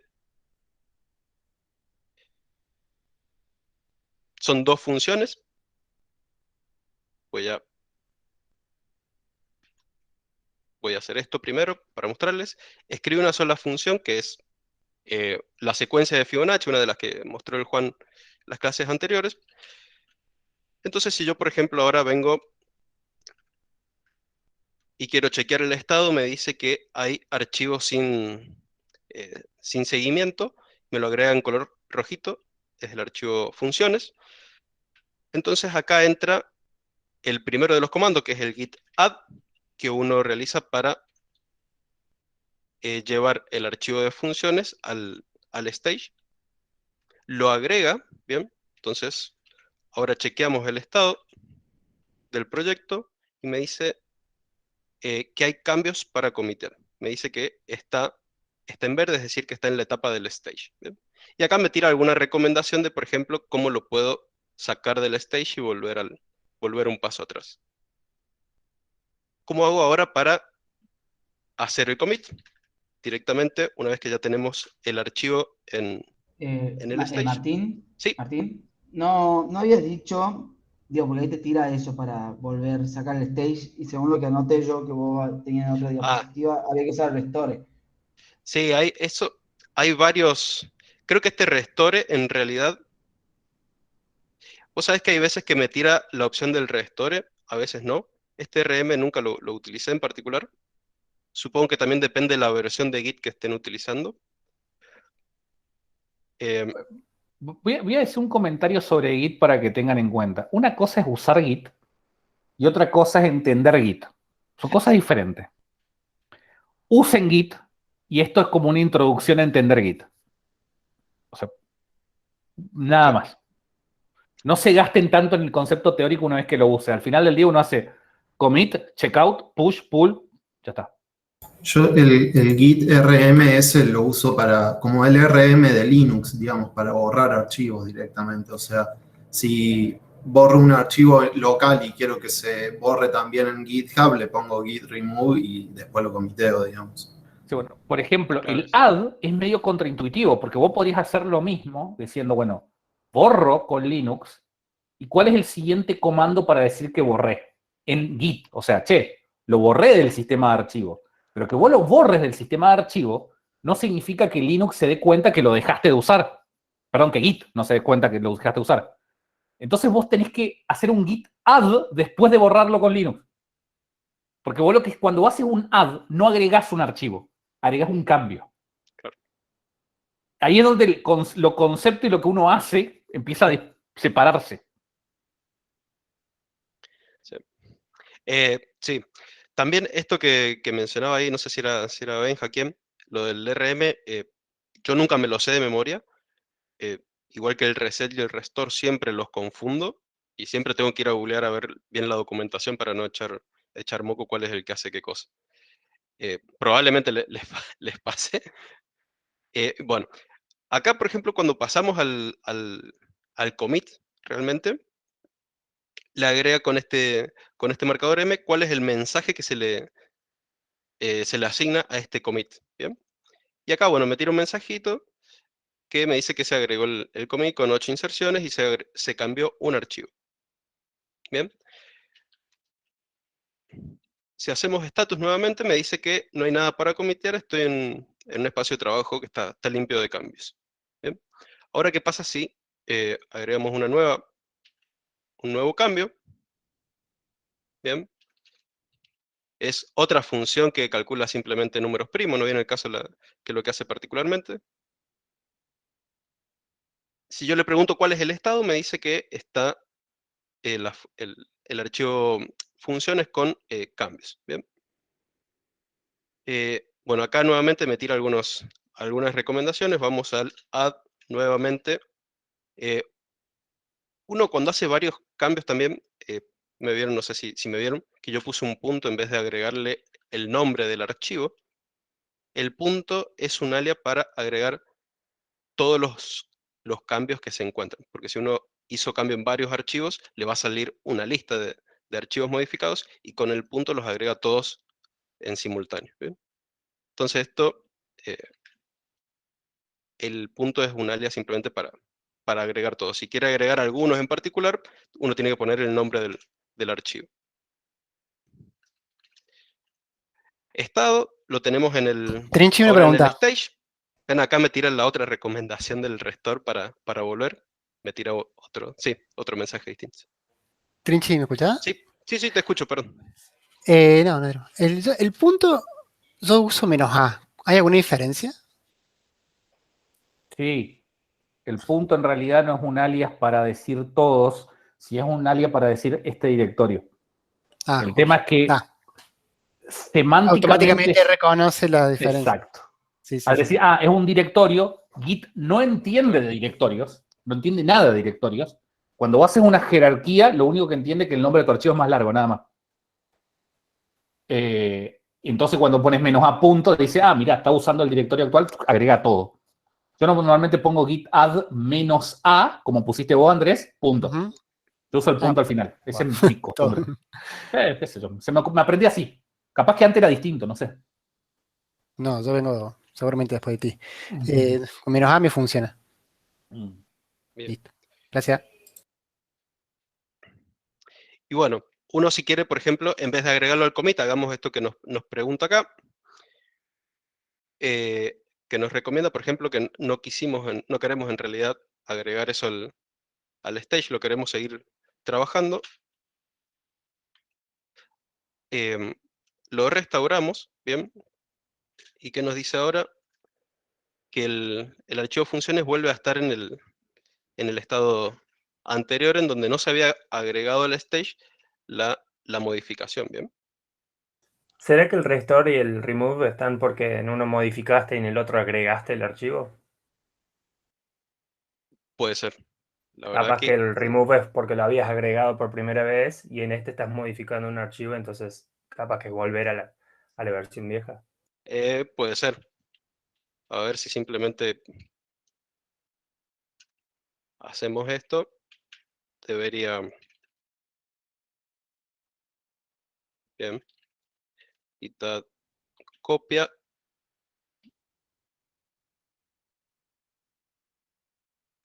A ver el mensajito. No, mira, acá me pide, me manda el restore también. Ahí no podés comitear si tenés ese funciones en rojo, ¿no? Sí. Sí se puede lo mismo. Sí. Solamente bueno, archivo copia, cualquier cosa. Y se me agrega esto, ¿bien? El otro cambio sigue estando como estaba. Es totalmente independiente un cambio del otro, porque no hay conflicto entre sí, digamos. Y esto es porque son archivos separados, eso es lo que voy a decir. Cada commit que uno hace es un archivo, bueno, hasta donde tengo entendido no puede comitear una parte del código dentro de un archivo. Recién me pregunté eso, pero Supongo ¿Cómo que no se llama? Git es binario, o sea, versiona binarios, y la gran potencia que tiene Git frente a los otros versionadores. O sea, hay una cosa que después ustedes quieren usar, que probablemente el Trinche la avise más adelante, que es los diff, comparar un cambio del respecto al otro. El diff de Git para hacer, o sea, Git no guarda archivos totalmente. Guarda un archivo y el siguiente archivo es la resta del actual menos el anterior. Entonces, a nivel binario, o sea, a nivel hexadecimal. Entonces, si hay pocos cambios, el impacto es poco. Si hay muchos cambios, el impacto también es poco porque ya estaba antes. Qué sé yo, no sé. Depende de cómo dan la resta. Ese algoritmo de diff en muchos otros versionadores tiene un algoritmo de diff para archivos de texto, que es la mayoría de lo que uno lo hace para ¿cómo se llama? Para código fuente, y no tiene ningún algoritmo de diff para binarios. Git dijo, mejor solución es eliminar el algoritmo para texto y usamos solo binarios. Entonces, si vos querés versionar una imagen que se modificó respecto a otra imagen muy poquitito, solamente tenés que guardarte la diferencia. Y empezaron a achicar los, ¿cómo se llama? Los repositorios brutalmente. Brutalmente. Vos en SVN, Mercurial, SBS, Bazaar, vos pones una imagen y a la otra imagen le cambiaste un solo píxel y aún así te guarda toda la imagen de nuevo. Por eso van a ver que ustedes agarran el primer commit y el repositorio crece un montón y vos estás en GitHub y te das cuenta que no crece jamás, no importa qué le metas. SVN guarda diferencias también. Pero en texto, no en binario. Si el archivo es en texto. Git lo hace en binarios. O sea, si vos metés dos archivos fix, que son binarios, y uno es apenas una diferencia del otro, te guarda la diferencia. Y eso hace que sea muy chiquito el lugar donde se ocupa. Este es el comando que les decía el Juan, el diff, que les muestra cuál es el cambio del archivo actual versus la versión, el estado del archivo que está versionado, ¿sí? que está en el commit. Y acá la parte que yo agregué, que es la segunda función, se muestra con verde con los signitos más, es porque se están insertando estos cambios en la versión nueva. Está bastante piola eso. Bueno, acá les dejo algunos, esto lo resumí bastante, a ver si puedo, ahí. Quería hacerlo bastante resumido, simplemente como para darles una idea de cómo, de qué cosas pueden utilizar para navegar su árbol de commits. Uno, para revertir los cambios que hizo, ¿sí? Hay distintas formas de hacerlo, porque depende también qué es lo que uno necesita del código anterior. Por ahí uno simplemente quiere verlo, no quiere hacer ningún cambio, no quiere que su proyecto vuelva a un estado anterior, simplemente lo quiere ver en un estado previo. Eso es distinto a directamente, bueno, borrame todo el árbol de commits hasta tal punto, porque no me interesa, o sea, todo lo que hice hasta ese punto está mal, bórralo todo. Son cosas totalmente distintas, se pueden hacer todas. Para eso uno se referencia a cada commit con el ID del commit, que uno lo puede ver con el comando log. Se muestra cuál es el historial de commits. Este en particular, hay dos commits, ¿ven? Se marcan acá, con amarillo. Este es el ID del commit. Bueno, acá les muestra quién lo hizo, la fecha, la hora, ¿bien? Y el mensajito que se agrega. Esto en particular porque son dos, pero uno puede, ¿cómo era?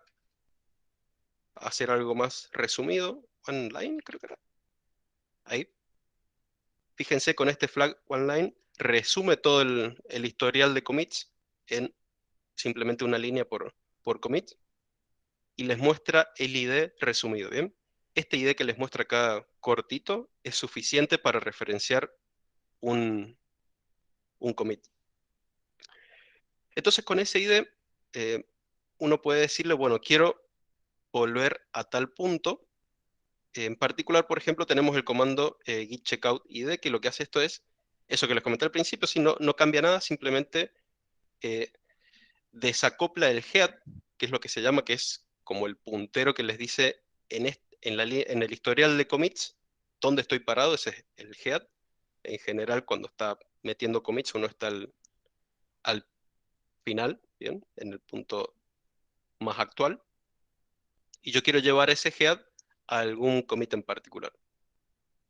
Y después para volver, simplemente hace git checkout master y se vuelve, ¿bien? Entonces, por ejemplo, voy a comitear este... Te puedo hacer una pregunta, tal vez vos sabés. Yo uso Git como un mono con navaja por describir correctamente mis acciones. Y a veces hago los checkouts, no sé, me dice head detached. Claro. Y me asusto, yo quedo asustado después de eso. No sé qué pasa y intento borrar cosas hasta que se me vaya. ¿Qué significa? Yo entro en pánico igual que vos.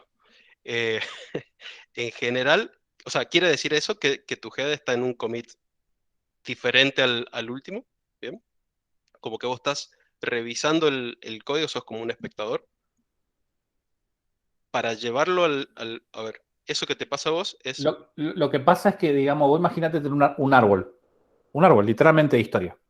Y en una de esas puntas está tu head. ¿Qué es el head?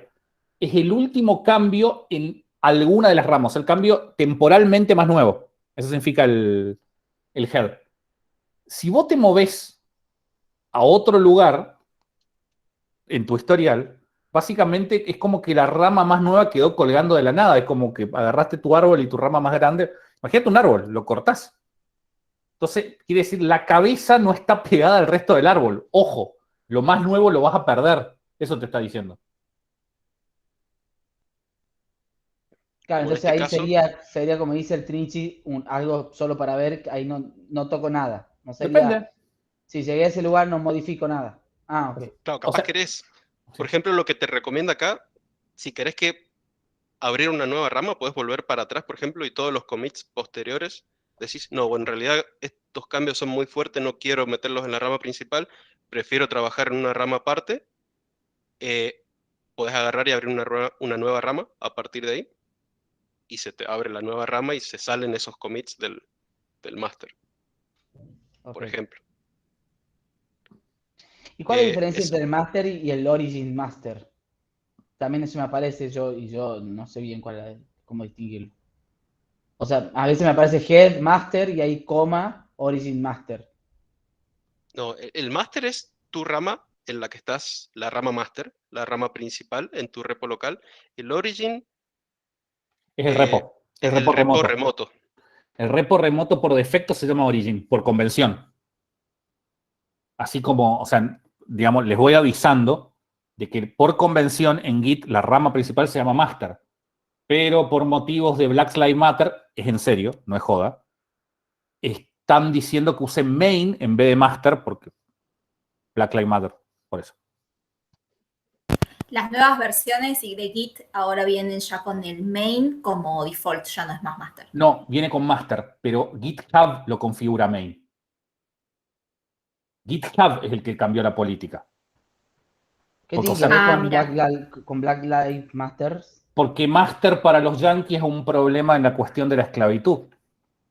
El maestro del esclavo. Claro. Exactamente. Ah. Es una cuestión cultural de ellos. O sea, nosotros tenemos acá otros problemas.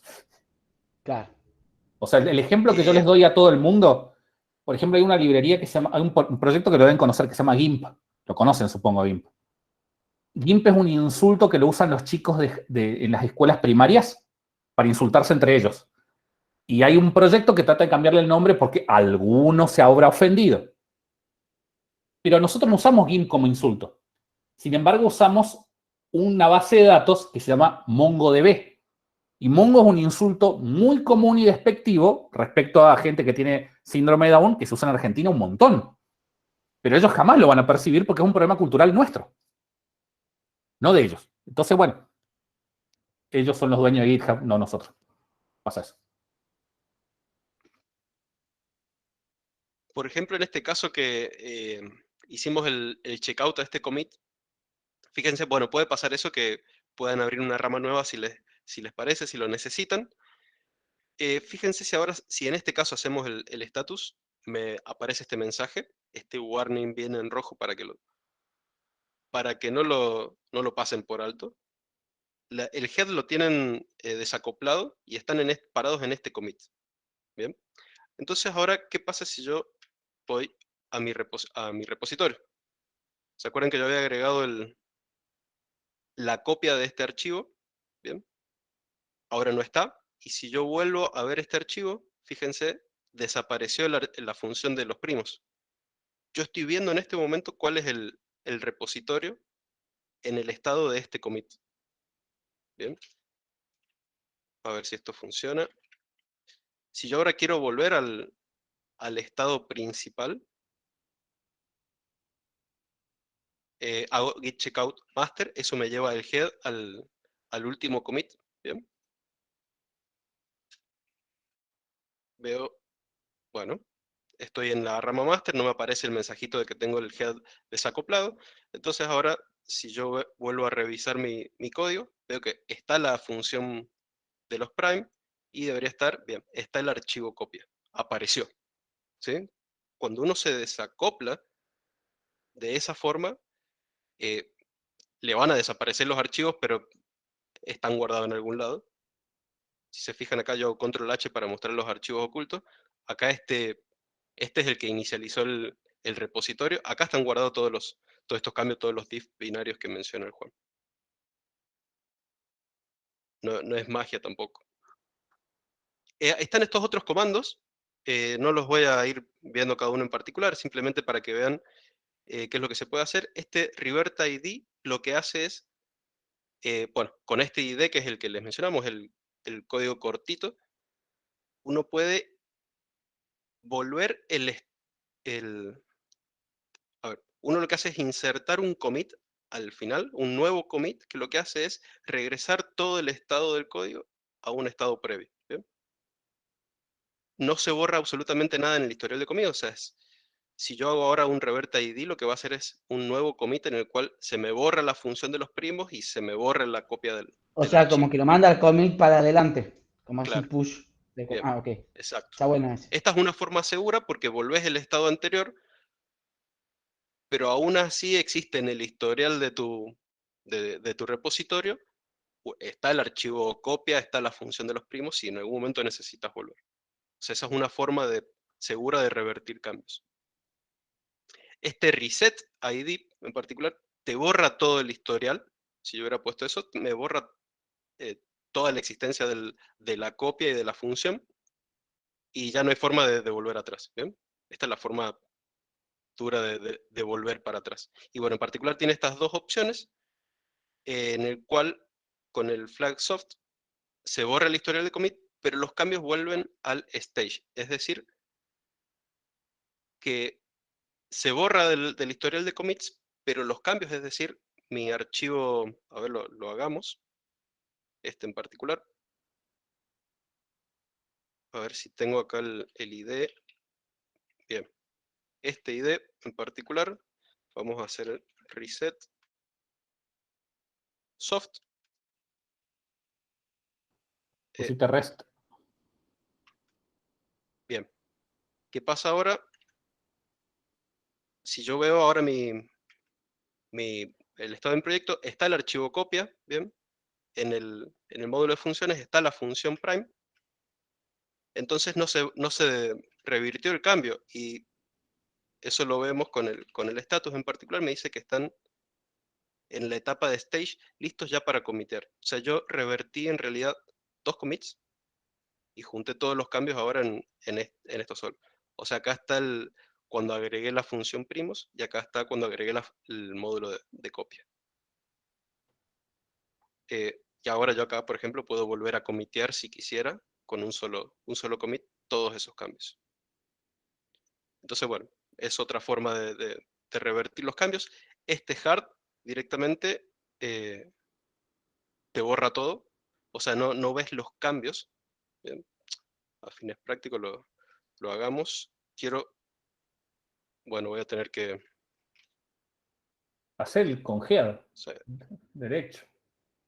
O ahí tirate un git reset menos hard. Ah, está. Derecho. Así. Esto era Pero el Te falta. head primero. Da lo mismo, el orden no importa. Head hard. Bien. Entonces ahora el historial de commits. Bueno, está el módulo funciones, vemos. Claro, pasa que ahora me Te revienta reservó. todo. Eso es Pasa cuando que uno agarra y programa y dice, metí la pata en todo lo que hice. Sí. Chao. Prende fuego, tira todo y ya está. Claro. Fíjense que me borró acá los archivos del stage. Sí, bueno, no era eso lo que quería hacer, pero sí. Me reventó todo y me volvió todo al último commit hecho y me borró todos los cambios que habían en el Es el comando más útil de la historia ese. ¿Cómo? Ese comando es reconocer la derrota, que muchas veces es el camino más corto. Sí. Es decir, hice todo mal. Chao. Para atrás. Y nadie se enteró de nada. ¿El head a dónde se va? O sea, ¿no habría que darle un ID? O sea, git reset head hard ID a un ID. Head es el último commit que vos hiciste en tu árbol. O sea, en tu historial. A ver, acá. Shift.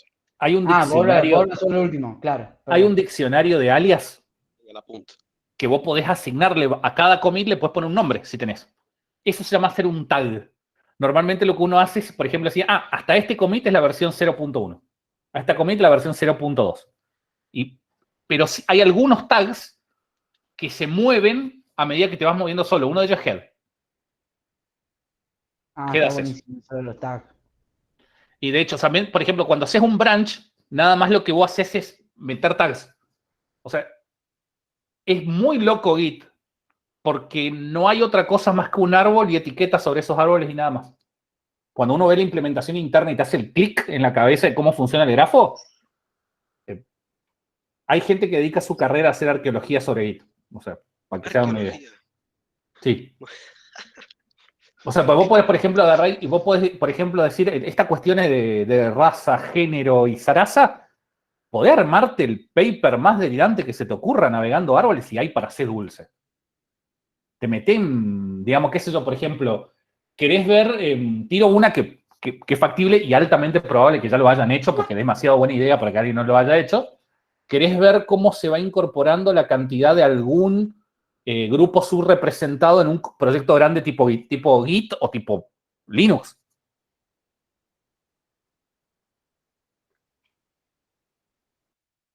Hola. Se le cortó, me parece, ¿no? Ah, pensé que se me había cortado a mí. A ver. Juan.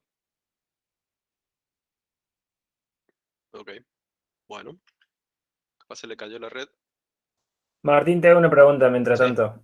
Dale. Si vos haces un checkout de algún otro commit y vos podés modificar ese commit y empezar a hacer, sin hacer el reset, o sea, sin esa manera, digamos, haces solo un checkout y vas y no te acordaste que hiciste el checkout o lo que sea y empezás a modificar archivos ahí, digamos. ¿Podés empezar como a hacer commits desde ese punto y que se mezclen las ramas, digamos, o algo así? Me parece que no me acuerdo ahora, pero creo que te tira un warning que no podés, pero podés hacer una rama nueva. Podés iniciar una rama nueva desde un commit viejo, Y digamos. después podés mergear y fijarte cómo resolver si hay conflicto en ese caso. Te avisa y bueno, si no, todo bien. Vos estás trabajando en tu local, digamos, en tu computador local y querés enviar los cambios al origin remoto, que está en remoto, que está en la nube, qué sé yo. Pones push. Claro, o es al revés. El cambio final que les va a servir a ustedes. Las dos cosas, o sea, podés llevar y podés traer. Subir desde tu desktop a... Claro, para los repos remotos, en general, como estamos utilizando, podemos usar GitHub. Hay uno de los grupos, los chicos están usando GitLab, por ejemplo. No sé si alguien está con Bitbucket ahora, pero más o menos todos funcionan igual. Uno se crea una cuenta con su mail, con lo que sea, y bueno, uno se crea un repositorio con su usuario y el nombre del repo, ¿bien? Y uno acá en su repo local ejecuta esto. Yo no lo voy a hacer acá porque no tengo este repo remoto, pero uno agrega git remote add este origin que le dice cuál es la dirección al repositorio remoto, ¿bien? Esa es la forma de agregar el enlace directo al repositorio remoto. Y a partir de ahí, una vez que uno ya carga este origin, uno ya puede hacer git push, le dice cuál es el repositorio remoto, que es el origin, que es el nombre que uno le asigna, y el main, ¿bien? O master en este caso. No sé si hay problemas, si el tuyo local se llama master y el de GitHub se llama main. No sé si hay inconveniente con eso. No, para nada. O sea, todo el cambio es totalmente político. No hay ninguna limitación técnica en que vos puedas cruzar todo como tengas ganas. Nadie se va a dar cuenta jamás. Genial. Y bueno, con el git push origin main, probablemente ahí les pregunten por comando su usuario y su contraseña. Ahora cambió un poco esto del usuario y la contraseña. Ahora GitHub en particular está pidiendo un token que hay que configurarlo a eso. Lo odio al token. Sí, yo también. Pero, a ver, yo configuré para que no me pida más nada. Hago Git. Claro, configúrense el SSH. Súbanle su ¿Eso llave cómo se pública. hace? Eso yo intenté ir y quise poner Marco Longus y no me dejó. No, tenés que agarrar, ir y poner en Google, GitHub, cómo agregar, porque la verdad es que no me acuerdo. Y en algún lugar tenés que crearte tu sistema de llave pública y privada y subir tu llave pública. En los FAQ de Git está explicado paso a paso, una pavada. O sea, perdón, fíjate ahí. pequeña corrección, ¿Dónde? digamos, en los FAQ de GitHub. O sea, Git es la herramienta, GitHub es el servicio que usamos para compartir código entre varios. De GitHub. De GitHub. Y no, bueno, eso es el fin de todo. Una vez que ya tengan los cambios, los pushen, los suben al repo remoto y todos sus colaboradores van a poder hacer el pull a su repo local y traen los cambios y pueden seguir desarrollando tranquilamente. Perdón, volviendo a lo de SSH, lo único que hay que hacer es pasar la llave y después los comandos siguen siendo los mismos, digamos, no es que hay que cambiar algún... El origin lo definís distinto. En vez de definirlo como un HTTPS, como está definiéndolo ahí el Trinchi, lo definís como un protocolo Git punto.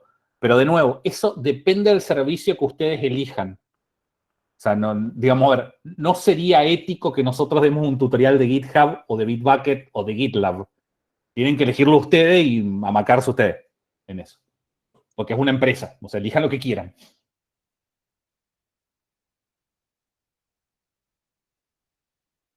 ¿GitHub lo está manteniendo Microsoft o no? Sí.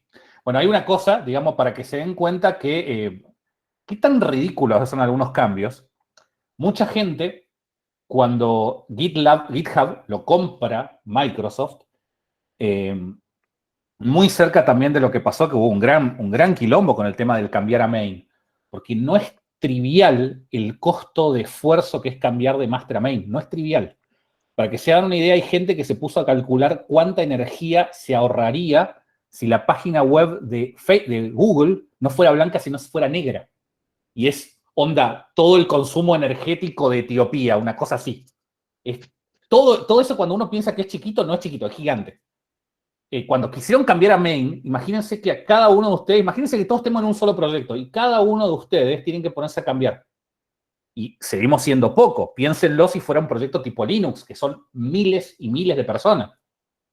Todo eso hay que poner plata todo el tiempo. Cuando compra Microsoft, pasa más o menos al mismo momento, compra Microsoft GitHub, la gente dice, no, es Microsoft. Me voy a GitLab. Y acá viene lo gracioso. GitHub es de Microsoft y corre, la plataforma sobre la cual está corriendo es AWS, Amazon Web Services. Y GitLab no es de Microsoft, pero corre sobre Azure, que es la plataforma de Microsoft. O sea, o elegís que algo sea de Microsoft o que algo esté corriendo en Microsoft. Pero no podés escapar a ninguna de esas dos. La otra alternativa es irte a Atlassian. Vos decís, bueno, listo, no me voy a ninguna multinacional. Atlassian básicamente es la empresa que más plata hace con software privativo. O sea, no pueden ir a GNU Savannah, que es del proyecto GNU, y básicamente es como el Wild West. O sea, es un desierto difícil de hacer. Todo es difícil en Savannah. Y así, digamos, a ver, pocas elecciones quedan, básicamente, porque nosotros hemos dicho, vamos a hacer open source, y básicamente le volvimos a dar todo a Microsoft, otra vez. Y hoy por hoy pasa que, por ejemplo, el mayor contribuidor del núcleo de Linux es Microsoft. El mayor contribuidor de Python es Microsoft. El mayor contribuidor al editor que más usamos es Microsoft.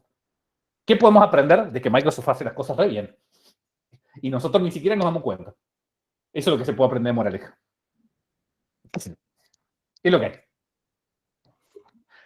Hay un montón de herramientas para usar Git que pueden hartarse en buscar. Particularmente me gusta mucho una que se llama GitHub, que me sirve para navegar historiales y de hecho con eso yo reviso los prácticos. Después hay otra un poco más simple que se llama GitG. Si están en Windows o en Mac, tienen GitHub Desktop, si van a usar GitHub. Y si están en Linux, hay una que se llama GitKraken, pero la versión buena, plata. Además hay extensiones, Trinity tiene una extensión que se llama GitGraph. GitGraph para Visual Studio, que está muy buena. Pero la interacción con Git normalmente uno usa línea de comando, es lo más fácil. Después, otra cosa que pueden usar bastante es un proyecto que hay dos, voy a decirle dos, porque hay uno para Linux y Mac, que es Meld, que es buenísimo para comparar archivos. No notebooks. Para notebooks hay que bajarse uno especializado en comparar notebooks. Bueno, igual, ¿no? Las notebooks están fuera del scope nuestro, o sea, nosotros no trabajamos con notebook acá. Y también la otra aplicación que era buena, me falta una. Bueno, PyCharm tiene todo metido adentro. Es muy grande PyCharm. O sea, tiene de todo, pero bueno, lo van a pagar en RAM. O sea, la máquina se le vuelve una batata automáticamente. Son elecciones, cada uno elige lo que quiera.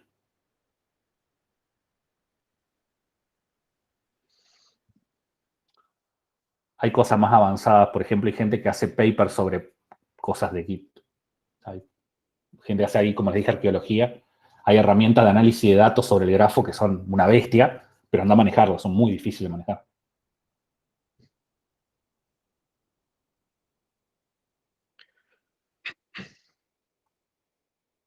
Bueno. ¿Estamos, gente? Yo creo que estamos. ¿Sí, más preguntas? Bueno, clase que viene, bueno, le doy los anuncios parroquiales, dejo de grabar porque no tiene sentido.